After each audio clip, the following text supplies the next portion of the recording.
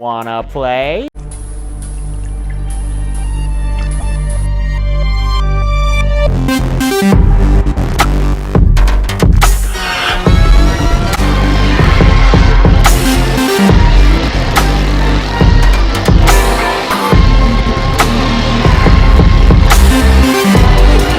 Here's Johnny! I need a bigger boat.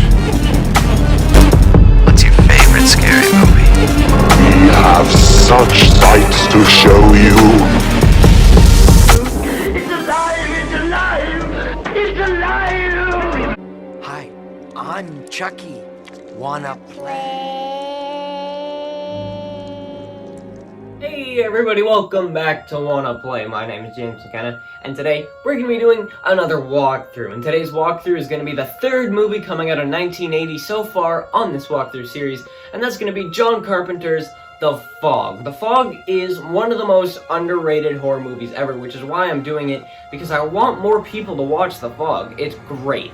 The cast is insane. It probably has one of the best casts in any horror movies ever, and you'll see that as we get along with this walkthrough. But it's also shot on camera, I guess. The cinematography is by Dean Cundey, who's responsible for, let's see here,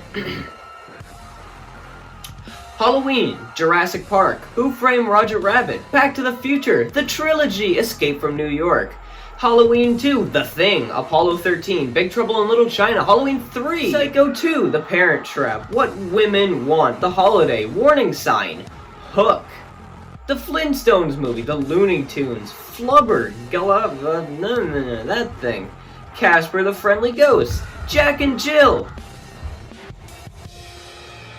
Cool! And literally like a million others. This dude Dean Cundey is like this dude's crazy.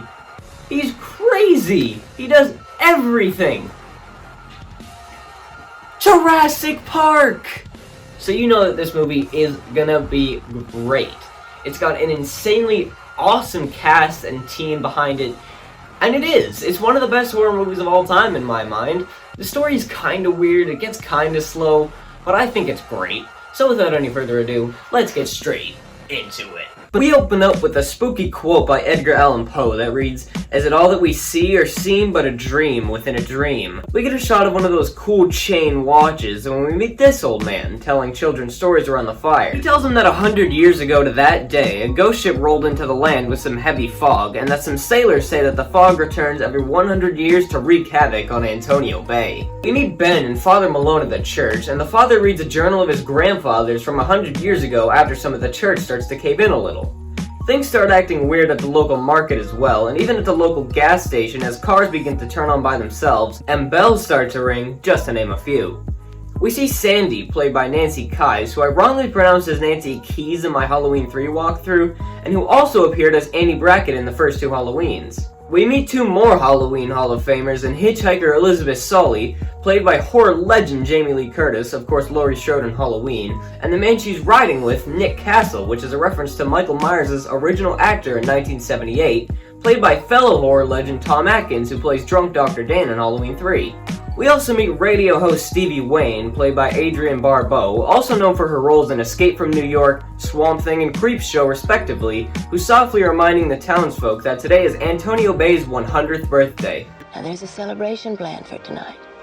So if you're so excited about it you can't sleep, well, stay up with me, and I'll figure out some way to keep you occupied.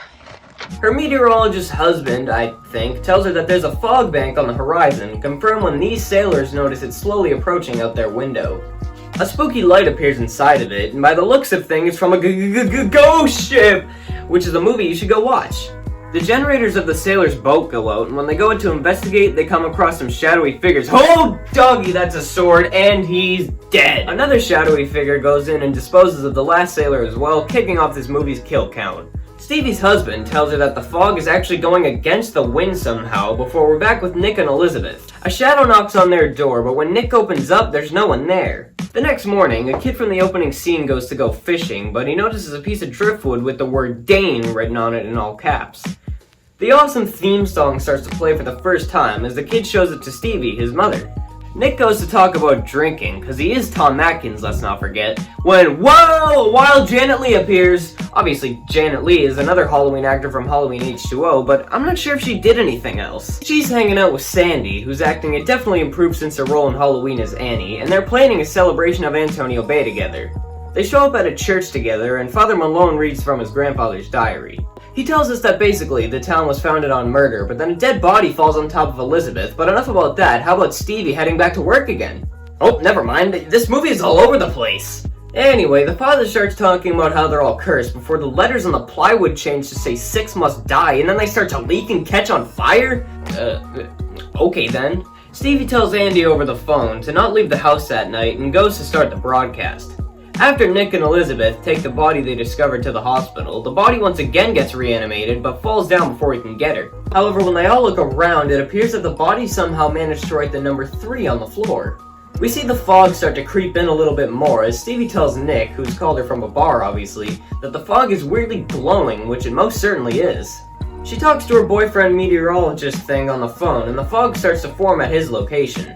The spooky knocking starts up again, and when he opens the door, he gets attacked by another one of the fog pirates. Stevie hears all this over the phone and tells the sheriff to contact her over the radio, but since the fog is a John Carpenter creation, it knocks out all the electric wires with one move so the cops can't be called. Andy and his babysitter Mrs. Covert's place starts to get surrounded by the fog as the spooky knocking starts up again, and when Miss K opens the door, she gets abducted into the fog by another ghost pirate. Stevie starts to freak out about her son over the radio and yelling for someone to save him, so Nick and Elizabeth take him in right before he gets abducted. Elizabeth slams the car in reverse right before they all get claimed by the fog, and now the fog's in the center of town, and Stevie instructs everyone over the radio to get to the church. Nick and Elizabeth show up at the same time as Kathy and Sandy show up, and after some Judgment Day rambling from the father, the fog starts to form around Stevie's lighthouse. The father's journal tells him that the fog will return to claim either 6 victims or gold. Since Antonio Bay was founded on the death of 6 men searching for gold, then the pirates start to bust in. The father starts to walk upstairs with a giant gold cross as an offering and greets this truly terrifying sight. Then we go back to Stevie, who's now on the roof hiding from the ghost pirates. She starts to get attacked by the pirates, but right before they can get her, the head pirate Blake accepts the offering, ridding the town of the fog in the process. We get a nice moment of all the main characters watching the fog disappear together, but then wait, the movie ends with the father getting slashed by Blake? So wait, does that mean that the priest lied, or Blake still wanted revenge regardless, or just the fog never disappeared anyway? I guess it's up to your own interpretation, but with that interpretation comes end of movie. But don't go away yet, because it's awards time. Now the first award that I'm gonna give out is gonna go to my favorite part, which is gonna be the opening scene. The opening scene to me is perfect. It's the perfect way to set this movie up. The kids around the campfire, the old man telling the story. It's creepy. The man who's talking is a very creepy man. He's telling it in a scary manner, and it sets you up perfectly. He basically gives you a little backstory, but not too much that spoils the entire movie. And as I said, yeah, it just sets the movie up perfectly. It sets it up to be this awesome, creepy movie, and that's what this movie is. The opening scene is amazing. It's terrifying, it's scary. It's a perfect opening scene to this movie, which is why it's my favorite part.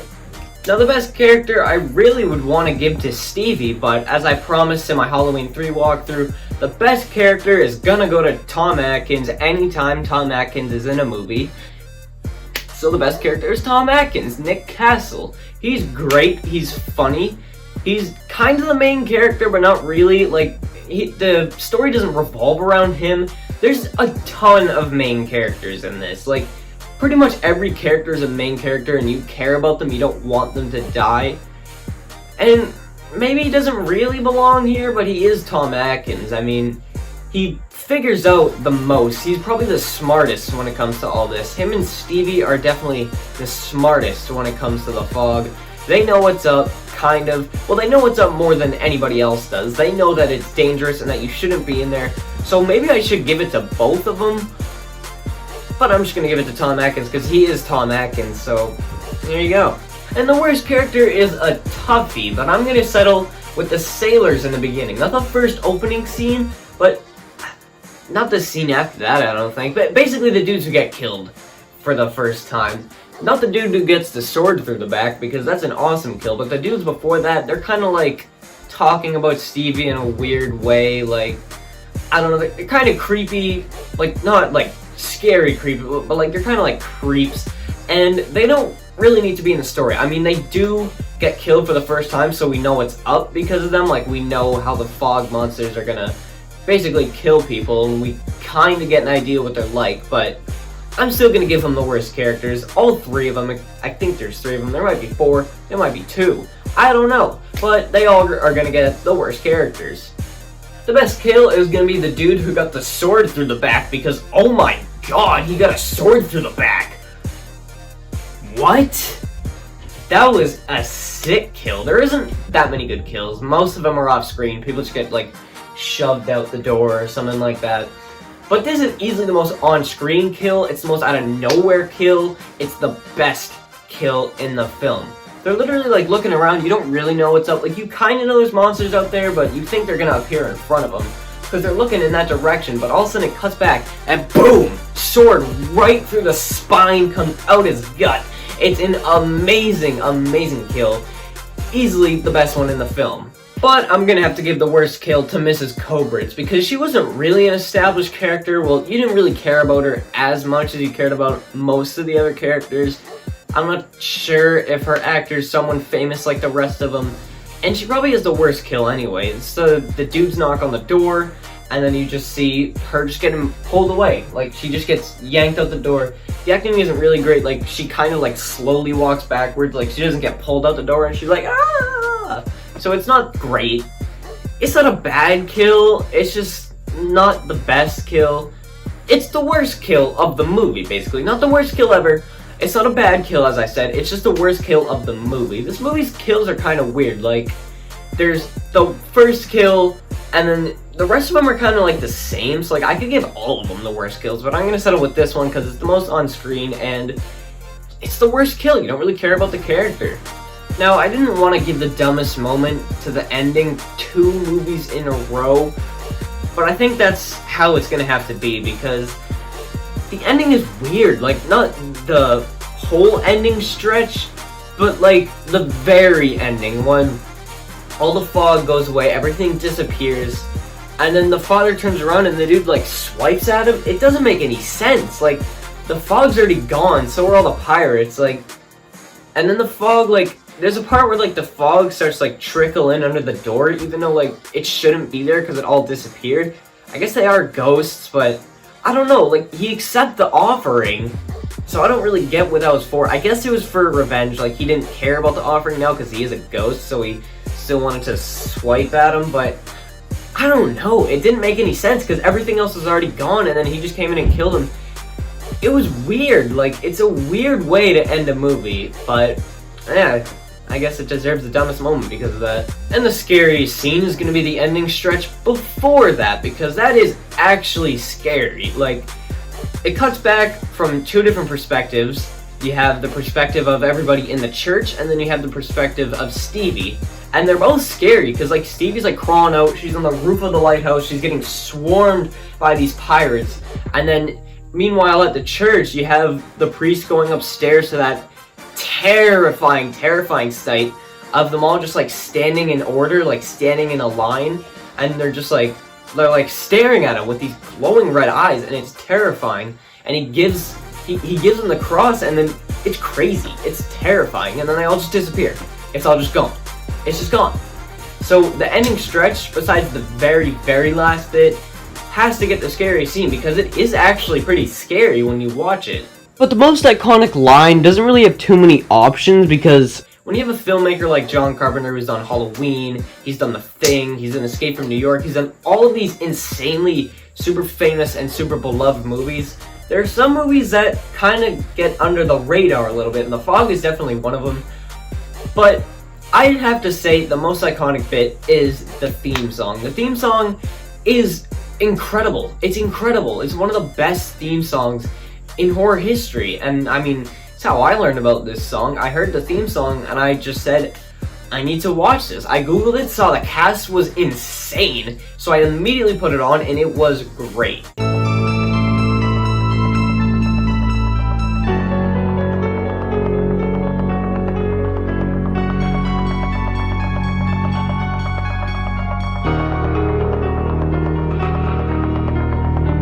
The theme song in this movie is incredible, and the theme song from The Fog 100% had to get an award somewhere. So this is where it is. The most iconic bit has to go to the theme song because it's probably the most remembered bit of this movie because it's a really, really good theme song and it's really scary. Once again, just like the intro, it sets the mood perfectly for the movie. Thanks for watching my walkthrough on The Fog. This movie is great. I really suggest you watch it. Like, I'm serious. You absolutely should watch The Fog. You really should. It's a great movie.